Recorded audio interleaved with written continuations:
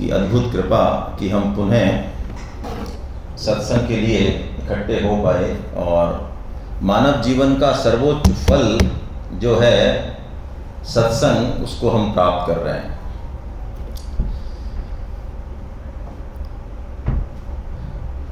भगवान की कृपा अहेतुकी है। अहेतुकी का क्या मतलब होता है कि हम में कोई गुण है, कोई सामर्थ्य है, हम भक्त हैं, हम ज्ञानी हैं, ऐसा कोई हेतु या ऐसा कोई कारण उस कृपा में नहीं है। बस कृपा करना उनका स्वभाव है। और जो इस कृपा को किंचित मात्र भी अनुभव कर लेता है, बस उसका जीवन सफल है। संजय और अर्जुन, इन दोनों की यदि हम तुलना करें, हालांकि भक्तों की तुलना नहीं होती लेकिन फिर भी, तो अर्जुन से बहुत विशेष हैं कौन? संजय। श्रीमद् भागवतम में भगवान के 12 भक्तों की चर्चा है। 12 भक्त जो कि भगवान के तत्व को विशेषता से जानते हैं। उनमें अर्जुन का नाम नहीं है, उनमें संजय का नाम है। तो वो संजय जिनके श्री मुख से हम भगवद गीता सुन रहे हैं, वो संजय जब संपूर्ण गीता पूर्ण हो जाती है, पूरी गीता जब हो जाती है, तो उनका एक एक रोम खड़ा हो जाता है। आप लास्ट के 5 श्लोक यदि देखें, वो शुद्ध भाव से एक एक रोमटा उनका खड़ा है, रोम रोम खड़ा है, हृदय आह्लादित है, बोल नहीं पा रहे हैं, आंखों में अश्रु हैं उनके। क्यों अश्रु हैं? क्यों ऐसी हालत हो रही है? भगवान की कृपा को और अपने सद्गुरुदेव व्यास जी की कृपा को अनुभव करके वो कह रहे हैं कि मेरे सद्गुरुदेव कैसे हैं? हम तो खुद की ही मुक्ति, खुद की ही मोक्ष के लिए प्रयासरत हैं। हमारी हालत हमें पता है, हमें कोई खुद की दिव्य दृष्टि नहीं है। वो व्यासदेव जी कैसे हैं कि वो दूसरे को भी दिव्य दृष्टि देख सकते हैं कि जाओ तुम देखो, और देखो ही नहीं क्या होने वाला है युद्ध क्षेत्र में, किसी के मन में क्या है, किसी के भाव में क्या है, वो भी तुम्हें पता चलेगा, ऐसा दे देते हैं। तो वो कहते हैं उन व्यास जी की कृपा से मैं साक्षात भगवान श्री कृष्ण से उनका संवाद सुन पा रहा हूं, जो वो अपने भक्त प्रवर महात्मा अर्जुन के साथ कर रहे हैं। वो मैं साक्षात कर पा रहा हूं, मैं देख पा रहा हूं भगवान के उस विश्व रूप को, जिसका कि मैंने वर्णन ही पढ़ा है, लेकिन वो भी कुछ नहीं पढ़ा जैसा मैंने देखा है। एक एक रोंगटा खड़ा है। जिस दिन जीवन में किंचित मात्र भी ये कृपा योग घटता है, तो आप पक्की बात मानिए, तीनों योग इसी की छत्र छाया में है, ये अलग से नहीं है। गीता कृपा योग से ही शुरू होती है। अर्जुन को कोई कल्पना भी नहीं है कि गीता जैसी कोई बात हो भी सकती है। भला युद्ध क्षेत्र में उपदेश का क्या मतलब? कोई मतलब नहीं है। लेकिन भगवान खुद ही कृपा करके भगवत गीता को प्रकट करते हैं, और कृपा योग पर ही गीता खत्म होती है। अंत में अर्जुन जब अंतिम श्लोक बोलेंगे, वो श्लोक बहुत उच्च श्लोक है, हम सबके जीवन का अंतिम ध्येय है। हम उसी समय देखेंगे आज शाम को उस श्लोक को। वो भाव जैसे ही आएगा, भगवान बिल्कुल एक शब्द नहीं बोलते, फिर चुप हो जाते हैं, क्योंकि इससे ऊपर तो कुछ बात है ही नहीं। क्या बात है वो? क्या भाव है? अर्जुन भगवान की कृपा को अनुभव कर लेते हैं। कर्म योग, ज्ञान योग, भक्ति योग, तीनों ही कृपा योग के अंतर्गत हैं। प्राय हम सोचते हैं कि हमें कृपा भगवान की है नहीं, इसलिए हम उसको अनुभव नहीं कर पा रहे हैं। हमसे बेहतर बहुत सारे लोग हैं, बहुत सारे कारण हैं, प्राय हमारी सोच ऐसी होती है। लेकिन नहीं, कृपा अनुभव हर क्षण की जा सकती है, क्योंकि वो हर क्षण घट रही है हमारे ऊपर। जैसा कि कल चर्चा हुई कि हम सुबह जगें तो भगवान को धन्यवाद अवश्य दें, भगवान को स्मरण अवश्य करें। आज अभी जो हम 2 अध्याय लेने वाले हैं एक साथ, 10वां और 11वां, ये भी भगवान की कृपा का ही एक लक्षण है। भगवान अब जो है आपके सामने विभूति योग कहने वाले, खुद से ही कहेंगे, अर्जुन नहीं पूछ रहा है। और विभूति योग के अंत में अर्जुन को कोई कल्पना नहीं है, भगवान एक हिंट देते हैं अर्जुन को, एक संकेत करते हैं कि तू किस चक्करों में पड़ा हुआ है, मैं कौन हूं, जरा मेरी तरफ तो देख, मैं ये हूं, ऐसा भगवान कहते हैं। तो अर्जुन की दिशा बदल जाती है, सोचने का तरीका बदल जाता है। भाई बिना चमत्कार के हम लोग प्राय नमस्कार नहीं करते, तो अर्जुन किसका रोल कर रहा है? अर्जुन तो नर नारायण है भाई, उनको कौन सा मोह है, उनको कौन सी गीता की जरूरत है, उनको क्या प्रश्न पूछने की जरूरत है? अर्जुन तो हमारा रोल कर रहा है। हमें नहीं फुर्सत है प्रश्न पूछने की, हमें नहीं उपजते हैं, तो अर्जुन हमारा रोल कर रहा है वहाँ, हमारे लिए वो सारे काम कर रहा है। वो ढोंग कर रहा है, एक तरह से स्वांग कर रहा है, ढोंग क्या स्वांग कर रहा है। तो चमत्कार को नमस्कार करते ही बात बदल जाती है। चमत्कार इसलिए दिखाते हैं भगवान। जैसे कि मैं आपको कहूँ, मोदानी साहब हमारे बिल्कुल सरल स्वभाव से रहते हैं, आप देखते ही हैं, है ना। इनको देख के यदि कोई इनको ना जाने तो इनके पीछे का सिस्टम पता नहीं चलेगा। तो कोई आए तो कह देगा अच्छा हाँ तो ठीक है नमस्कार है, ऐसे कर देते हैं, हाँ नमस्कार साहब ठीक ठीक। अब कोई इनको बताए कि साहब ये तो ऐसा करते हैं, ये ऐसे हैं, इनका व्यवहार ऐसा है, ये स्कूलों में ऐसा करते हैं, फैक्ट्री, अच्छा और ऐसा इनका मृदुल स्वभाव है, इन्होंने वहाँ इतना समा, अच्छा साहब फिर जो नमस्कार होगा वो ऐसे होगा, अच्छा नमस्कार मोदानी साहब। तो अर्जुन की अब तक जो हालत है इस 10वें अध्याय और 11वें अध्याय तक वो ऐसी है जैसी हम करते हैं, अच्छा अच्छा हाँ ठीक है नमस्कार, हाँ ठीक है सर, बहुत बढ़िया, बहुत बहुत अच्छा। लेकिन जैसे ही भगवान अपना हृदय खोलेंगे अब, तो फिर अर्जुन का नमस्कार भी अब ऐसे होगा, बिल्कुल भाषा ही बदल जाएगी। अर्जुन के जो प्रश्न पूछने का जो तरीका है, अर्जुन का जो भाव है, वो 10वें अध्याय तक कुछ और है और 11वें अध्याय में वो कुछ और ही हो जाने वाला है। क्यों? कि उस कृपा की एक बूंद को उसने चख लिया है, चख लिया। कल हमने एक श्लोक लिया अंत में कि मन मना भव मद भक्तो मध्याजी माम नमस्कुरु, ऐसा हमने श्लोक लिया। हरे कृष्ण हरे कृष्ण हरे कृष्ण, हाँ ऐसा हमने एक श्लोक लिया।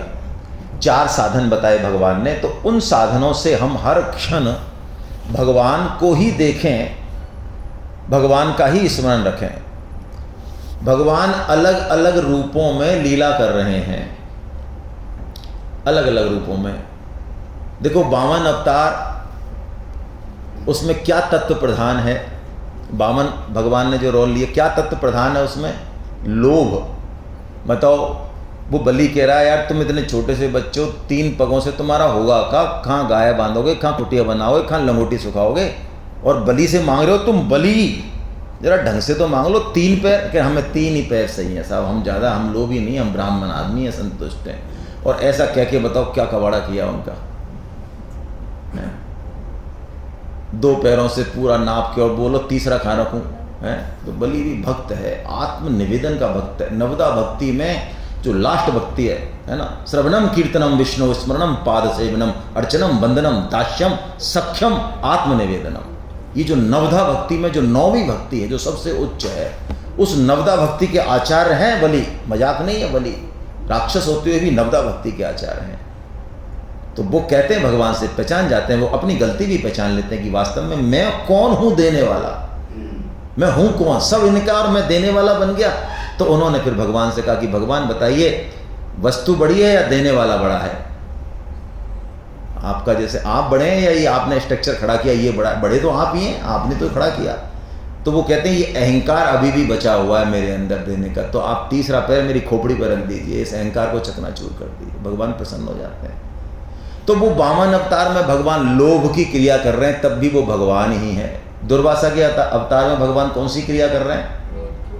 क्रोध की कर रहे हैं। बोलो, रुक्मणी और भगवान को जो रथ में जोत देते हैं, कुछ भी कर देते हैं, वो क्रोध की लीला है ना।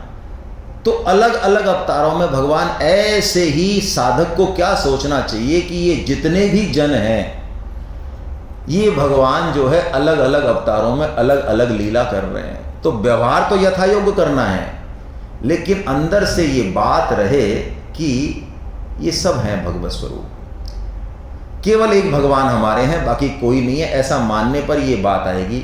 जैसे एक दासी राजा के पुत्र को कितना प्यार करती है, नहलाती है, खिलाती है, सुलाती है, दुग्धपान भी कराती है, स्तनपान भी कराती है, लेकिन क्या एक क्षण भी वो भूलती है कि ये मेरा बेटा नहीं है? भूलती है? अच्छा, उसका बेटा और राजा का बेटा दोनों में से सुंदर कौन है? राजा का बेटा ही होगा ऑप्शन।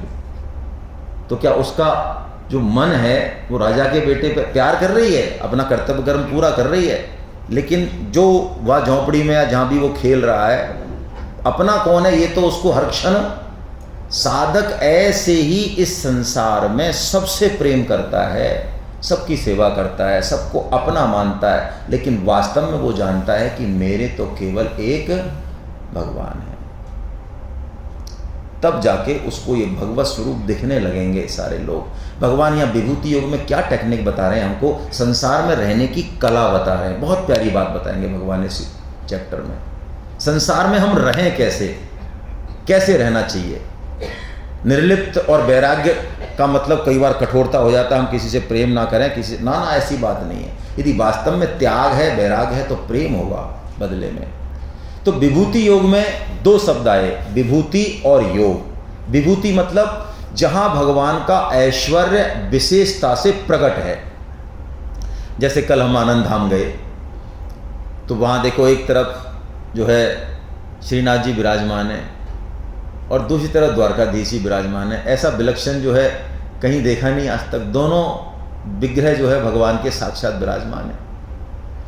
तो जहां जहां हमारा भाव है, किसी व्यक्ति के प्रति हो सकता है, किसी अधिकारी के प्रति हो सकता है, घर में किसी के प्रति, समाज में कोई लगता है आपको यार ये बंदा बहुत जबरदस्त है यार, है ना। तो विभूति का मतलब है कि वहां भगवत्ता, भगवान का ऐश्वर्य प्रकट है, वो विभूति है भगवान की। जैसे हम कहते हैं ना, अरे यार ये तो भगवान की विभूति है भाई। इसका मतलब वहां पे भगवान के गुण लक्षण विशेषता से प्रकट हैं और जिस शक्ति से वो प्रकट होते हैं वो योग है। तो भगवान यहाँ बताएंगे कि अर्जुन तू मुझे कन कन में देखने के लिए, कन कन में देखना बहुत बड़ी बात है, तू पहले जहां जहां मैं विशेषता से प्रकट हूं पहले तू मुझे वहां वहां देखना तो शुरू कर, है ना। ये बात भगवान बताएंगे। क्यों बताएंगे? क्योंकि जैसा ही कल बात हुई, साधक 24 घंटे का साधक होता है। यदि हमने ये प्रैक्टिस नहीं की तो दुनिया में तो एक से एक आइटम है। किसी से हमको राग है, किसी से हमको, और वो अपने स्वभाव के अनुसार लीला कर रहा है। हर आदमी अपने स्वभाव के अनुसार लीला कर रहा है। तो उसमें भगवत भाव जब तक हम नहीं देखेंगे तब तक हमारा हर क्षण भगवान का स्मरण नहीं रहेगा। इसलिए हमको सब में भगवान को देखने की टेक्निक भगवान अब विभूति योग में दे रहे हैं। इससे क्या फायदा होगा भगवान पहले ही श्लोक में बताते हैं कि एताम विभूति योगम चे, चल नहीं रहा क्या? हाँ ये रहा। आइए श्लोक पढ़ लेते हैं। ये विभूति योग को जानने का उद्देश्य है, इसलिए हम विभूति योग को समझ रहे हैं। ये पर्पज है ना। तो पर्पज को पहले देख लेते हैं।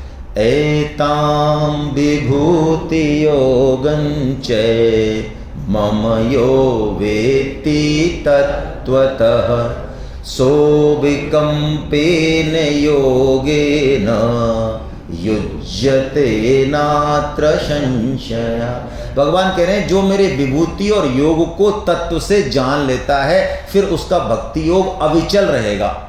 यानी वो कुछ भी करता रहे, कहीं भी रहे, उसका भक्ति योग चलता रहेगा, विचलन नहीं होगा। जबकि हमारा तो विचलन हो जाता है। तत्व से जानने का मतलब क्या है? स्वामी जी इसमें उदाहरण देते हैं बाजरी का। जैसे बाजरी का, हमने बाजरा बोया, अब उससे एक पेड़ आ गया, अभी बाजरा नहीं आया, अभी पौधा है। तो किसान से पूछो, हम मान लो शहर के हैं, गांव का हमको आइडिया नहीं, आजकल के बच्चों के साथ ऐसा होता है।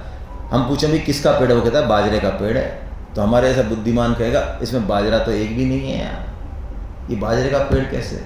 इसका मिक्सी में जूस बना लो, कुछ भी कर लो, बाजरा कहीं दिखता नहीं है। लेकिन किसान को ये पता है कि बाजरा ही था पहले भी और अंत में भी क्या मिलेगा इससे, तो ये बीच में भी क्या है, ये बाजरा ही है, चाहे दिखे चाहे ये समस्त संसार, ये सृष्टि, समस्त जीव 84 लाख योनियों के अनंत जीव ये एक भगवान से ही प्रकट हुए हैं और अंत में सब भगवान से ही मिलने वाले हैं। तो बीच में ये कौन है?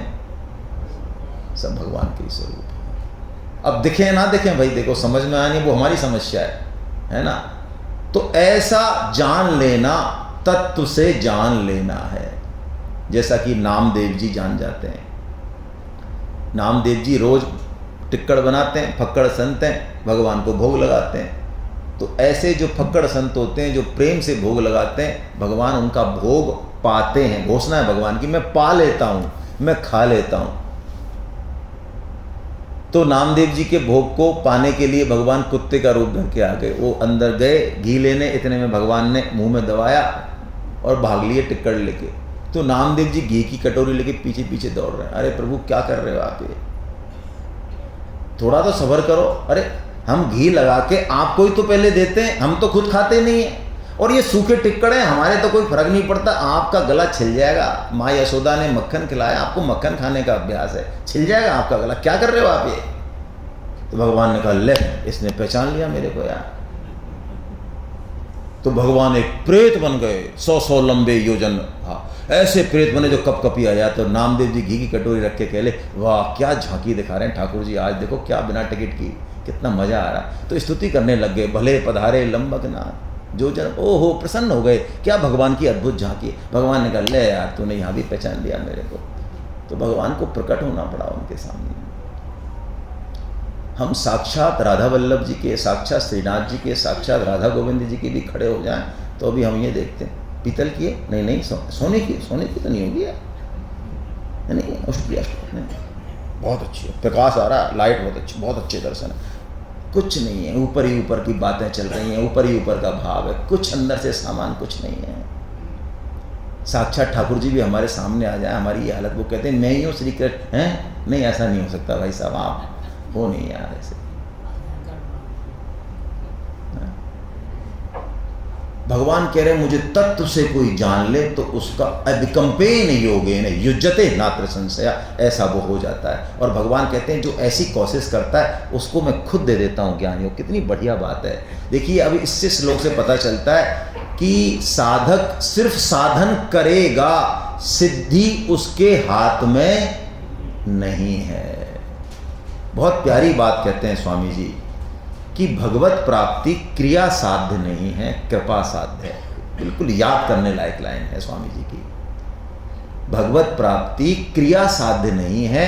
हम किसी भी क्रिया से, किसी भी क्रिया से, किसी भी से मतलब सब क्रिया आ गई, किसी भी क्रिया से हम भगवत प्राप्ति कर लेंगे, ये साधक कभी सोचे ना। क्यों? क्योंकि साधन तो उसको करना है, क्रिया तो करनी है, उद्यम पूरा करना है, लेकिन मिलेंगे वो किससे? कृपा से मिलेंगे। लॉजिकली इसको सोचना है आपको उदाहरण से, तो मुझे एक उदाहरण याद आता है। आपके लॉकर तो होंगे बैंक में, अरे हाँ भरो, बताओ मत मेरे को भाई, भीलवाड़ा वाले बताते नहीं है यार, ये बड़ी समस्या है। हाँ तो भर दो, हाँ है। तो लॉकर जब आप खोलने जाते हो तो अपनी चाबी आप लगा देते हो, खुल जाता है? किससे खुलता है? अच्छा, बैंक वाला अपनी चाबी लगाए, आप नहीं लगाओ तो भी नहीं खुलेगा। बस तो ऐसा ही कुछ सिस्टम है ये। हमको मेहनत पूरी करनी है। अब भगवत कृपा जब हो तो भगवान यही कह रहे हैं, तेषां सतत युक्तानां भजतां प्रीतिपूर्वकं ददामि बुद्धियोगं ते मामुपयान्ति ते सततम। ओहो सततम, लगातार, प्रीतिपूर्वकम, प्रीतिपूर्वकम। वाह क्या बात है। प्रीति होनी चाहिए भक्ति में, क्रिया में, किसी में भी प्रीति होनी चाहिए। क्रिया नहीं हो, क्रिया तो हो लेकिन भाव हो पीछे से, ये बहुत इंपॉर्टेंट है। तो भगवान कहते हैं ददामि बुद्धि योगम, मैं उसको बुद्धि योग यानी ज्ञान भक्ति जो चाहिए वो सब दे देता हूँ, खुद दे देते हैं भगवान। वाह क्या बात है, भगवान की बड़ी कृपा। तो अब अर्जुन ने कहा यार ये फार्मूला सही है, भगवान विभूतियों में प्रकट हैं संसार में, तो भगवान से पूछ लेते हैं आप कहाँ कहाँ प्रकट हो, वहाँ वहाँ हम भगवान को देखना चालू कर देंगे। तो अर्जुन कहते हैं प्रभु आप जल्दी जल्दी बताओ कि आप कहाँ कहाँ प्रकट हो, सारी विभूतियाँ हमको बताओ। ऐसा अर्जुन ने ये प्रश्न किया। तो भगवान ने उत्तर दिया इसका। क्या उत्तर दिया? बड़ा जोरदार उत्तर है, हम आगे डिस्कस करेंगे। भगवान ने कहा देख भाई अर्जुन, मेरी विभूतियाँ अनंत हैं, उनको कहना मेरे लिए भी संभव अनंत है।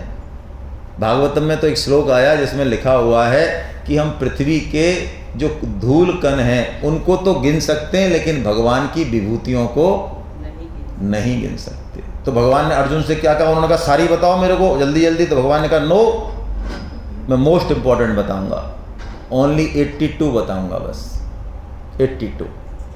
तो आप 82 विभूति अपनी किताब में देखें, बड़ी अच्छी हैं। भगवान पीपल में वृक्ष हैं, वृक्षों में पीपल हैं, है ना। भगवान शस्त्रधारियों में राम है ना। चंद्रमा है, सूरज है, नक्षत्र है, बहुत अच्छी अच्छी विभूतियाँ हैं। हम उसी भाव से, जल है ना, रस, जल में जो रस है वो भगवान है, तो हम जल पिए, ओहो, तो भगवान श्री कृष्ण रस रूप से हमारे गले का स्पर्श कर रहे हैं। बोलो, ये धरती माता भगवान का ही रूप है, तो अभी हम भगवान की गोदी में तो बैठे हैं, कहाँ बैठे हैं और कहाँ जाएंगे। ऐसे हम सब जगह अनुभव करें। मूल रूप से हम दो विभूतियों को देखते हैं जो मूल हैं सबका, बस उन्हीं को देखेंगे। बाकी आप पढ़ें पहली विभूति, क्या कह रहे हैं भगवान? अहमात्मा गुणाकेश सर्वभूताशय स्थिता अहमादिश्च मध्यञ्च भूतानामन्त एव। संपूर्ण प्राणियों के आदि, मध्य और अंत में मैं ही हूं। ये बात हमारी हो चुकी है। भगवान से प्रकट हुए हैं, भगवान में मिलेंगे तो बीच में भी सब भगवान ही हैं। और क्या कह रहे हैं? सब जीवों की आत्मा भी मैं ही। अरे जीवों की छोड़ो, जड़ में भी भगवान ही है। हमारी सनातन संस्कृति इतनी विलक्षण है। लोग हमें अब तक गंवार कहते आए। कौन? पढ़े लिखे। पढ़े लिखे सब यूरोप में होते थे, तो अंग्रेज जो कहते हैं उसमें तो कोई हमको संशय करना ही नहीं चाहिए, क्योंकि ब्लड में हमारे गुलामी घुसी हुई है। अंग्रेज कहते हैं वो तो पत्थर की लकीर है। तो अंग्रेज ये कहते आए कि ये भारतीय बड़े मूर्ख हैं सनातनी। क्यों? ये पत्थर को पूछते हैं, नदी को पूछते हैं, गाय को पूछते हैं, वृक्षों को पूछते हैं। बताओ। और अब हजारों लाखों करोड़ रुपए खर्च करके पिछले 25 साल में रियो द जेनेरियो सम्मेलन होता है। आपको पता है? प्रकृति बचाओ पर्यावरण, आप नेट पे सर्च कर लेना। उसकी कई मीटिंग हो गई डेवलपमेंट देशों की, बहुत लाखों करोड़ों खर्च हुआ है। उसके बाद वो अब इस रिजल्ट पे आए कि प्रकृति को बचाना है तो पेड़ों को बचाओ, पहाड़ों को बचाओ, मिट्टी को बचाओ, पशुओं को बचाओ। अरे भाई, तो यही तो हम रो रहे हैं। हम तो जीव मात्र में भगवान श्री कृष्ण को देखते हैं, क्योंकि सबकी आत्मा भगवान। अरे हम तो पत्थर को पूछ के भगवान को पा लेते हैं। हमारी नदियां, हमारे वृक्ष, हमारे पहाड़, हमारा आकाश पाताल सब भगवान श्री कृष्ण के स्वरूप ही हैं। यही भगवान कह रहे हैं। और क्या कह रहे हैं?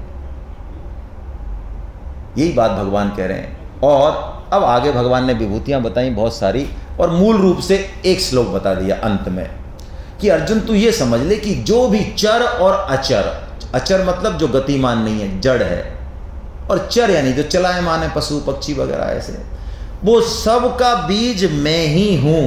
ओ हो, मैं ही हूं। और एक ही बीज से, हमारे गेहूं के बीज से क्या पैदा होगा, और बाजरे के से, और पैदा होने के बाद वो बीज साबुत बचता है, काम में ले सकते हैं, खत्म है, खत्म कहानी है। लेकिन ये भगवत रूपी बीज ऐसा है कि एक ही बीज से कई तरह की सृष्टि होती है, और फिर भी वो बीज एज इट इज रहता है। यही तो अव्यय है भगवान। अव्यय है। अव्यय का मतलब है जैसे कि आपकी जेब में से आप घूमने जाएं तो खूब पैसे खर्च करें, और जब गिने तो उतने के उतने मिले। बोलो कैसा रहे? खुशी आ गई। देखो अब थोड़ी स्माइल आई है। तो ऐसे ही बीज हैं भगवान, अव्यय हैं। तो सारे जो विभूतियां, सारे जो भगवान कह रहे हैं, सारे जीव चर अचर उनके मूल में मैं ही हूं, मेरे से प्रकट है। लेकिन अब जो बात भगवान कह रहे हैं, इसको हमको पकड़ना है। ये श्लोक हमारे जीवन को थोड़ा बदलेगा। पहला श्लोक ऊपर का 41वां, क्या कह रहे हैं भगवान, इसको समझें। यद् यद् विभूतिमत्सत्त्वं श्रीमदूर्जितमेव वा तत्तदेवावगच्छत्वं मम तेजोंससं।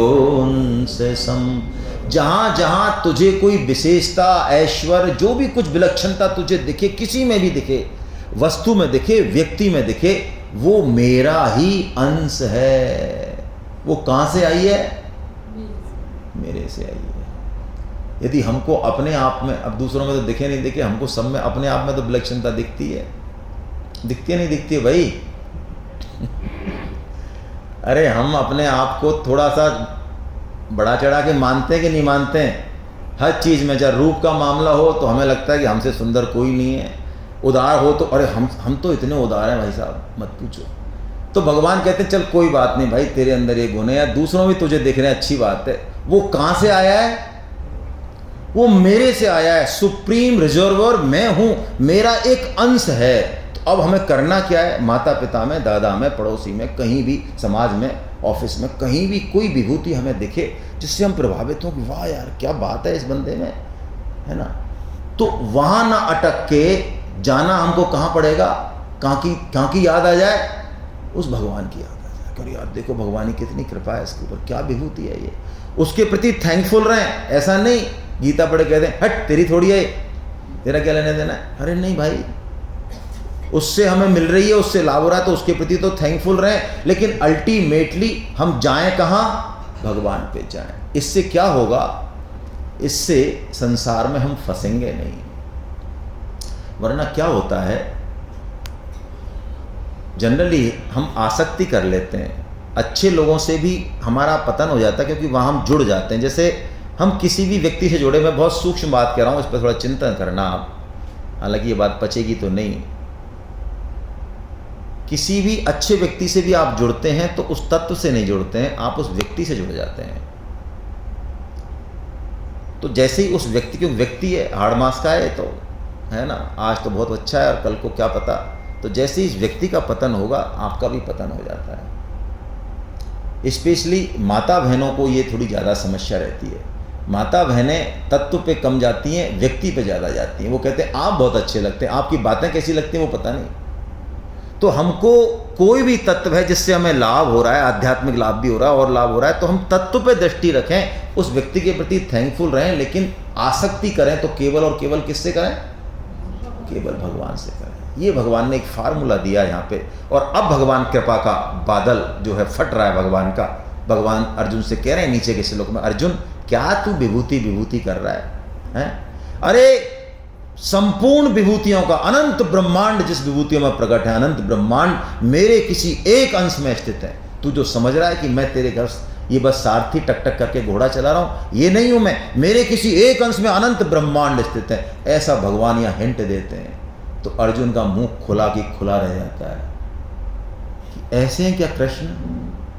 क्या कह रहे हैं भगवान?